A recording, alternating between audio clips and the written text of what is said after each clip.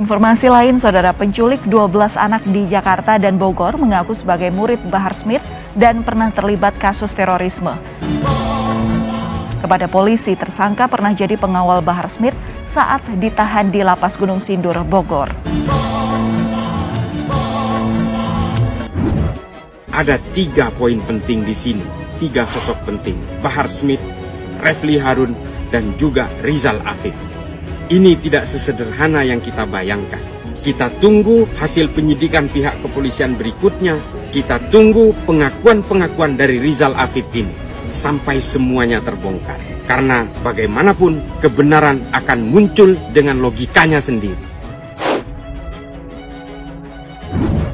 Pegiat media sosial Yusuf Muhammad turut menanggapi rumor bahwa ahli hukum tata negara Refli Harun membayar Rizal Afif untuk berbohong dan mengaku sebagai mantan napiter di podcastnya. Yusuf Muhammad menyindir bahwa podcast Refli Harun memang sangat berbahaya sebab sampai berani membayar orang untuk berbohong. Ia juga menyindir bahwa gerombolan hoaks memang akan selalu membuat hoaks untuk menutupi hoaks sebelumnya. Podcast RH ini memang bahaya sekali sampai berani membayar duit untuk suatu kebohongan, kata Yusuf Muhammad, sebagaimana dikutip dari akun Twitter pribadinya pada Senin 16 Mei 2022. Halo Trun, Refli Harun, tanggal 15 Maret transfer ke siapa aja? Ada yang mau tahu nggak? Sambungnya. Sebagaimana rumor yang beredar, Yusuf Muhammad turut mengatakan bahwa Rizal Afif bukanlah mantan napiter. Host 2045 ini turut menuding pengakuan Rizal Afif tersebut telah diatur oleh Bahar Smith dan Refli Harun. Ternyata predator seks Rizal Afif bukan mantan napiter, itu adalah settingan dan sutradaranya adalah Bahar dan RH, katanya. Yusuf Muhammad pun menyindir bahwa mungkin Refli Harun masih sakit hati sebab pernah dipecat oleh Erick Thohir dari BUMN. Oleh sebab itulah, menurutnya, Refli Harun bekerja sama membuat rekayasa untuk membela mantan petinggi Front Pembela Islam atau FPI, Munarman, yang kini tersandung kasus terorisme. Rekayasa sengaja dilakukan karena ingin selamatkan Munarman. Bahkan, ada dana juga yang ditransfer oleh Refli Harun untuk Rizal Afif, katanya.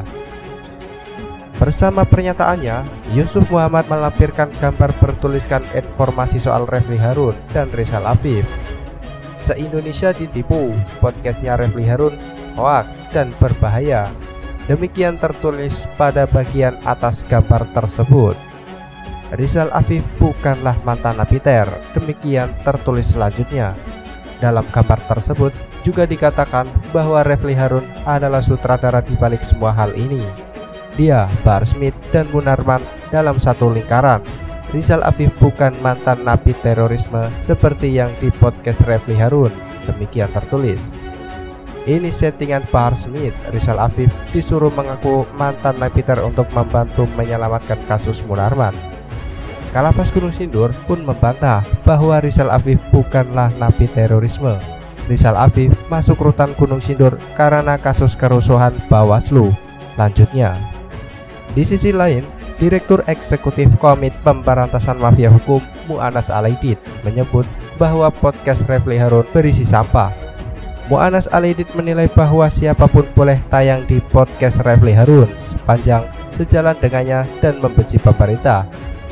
Bukti podcastnya RH isinya sampah, sepanjang sejalan dengannya dan benci pemerintah bisa tayang, kata Mu'anas Alaidit.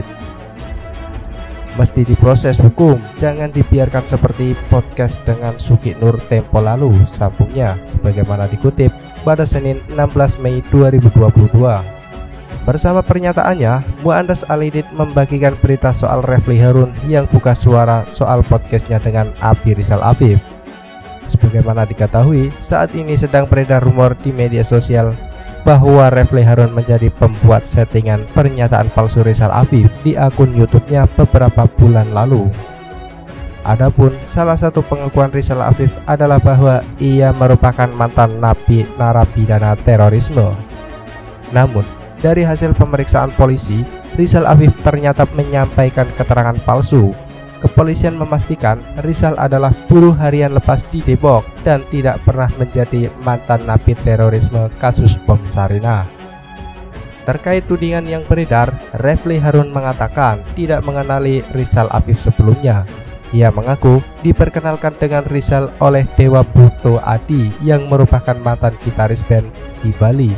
Refli juga sempat menghadirkan Dewa dalam podcast di YouTube-nya. Sebelumnya, saya tidak kenal siapa Rizal Afif. Beberapa waktu yang lalu, Ustadz Dewa Adi datang ke rumah saya malam hari membawa dan memperkenalkan Rizal Afif, kata Refli pada Senin 16 Mei 2022. Menurut Refli Harun, Dewa mengatakan bahwa Rizal Afif baru saja bebas dari lapas Gunung Sindur dan merupakan napi teroris Sarinah. Tentu saja saya tertarik untuk mewawancarainya, maka terjadilah wawancara bahkan secara live streaming tanpa contekan pertanyaan, ungkapnya.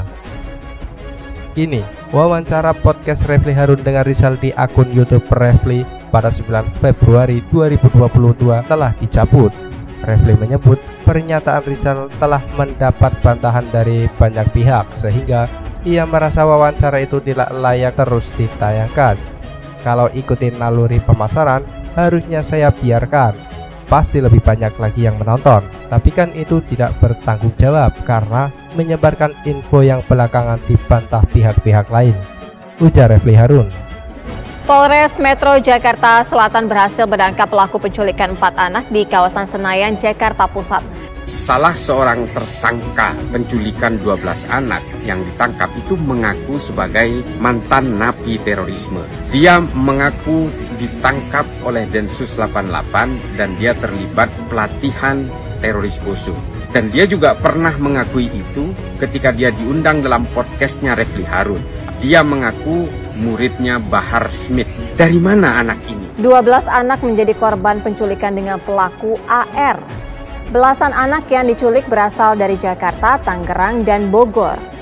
Dia bukan siapa-siapa seperti yang disebutkan oleh Refli, tapi tiba-tiba diundang.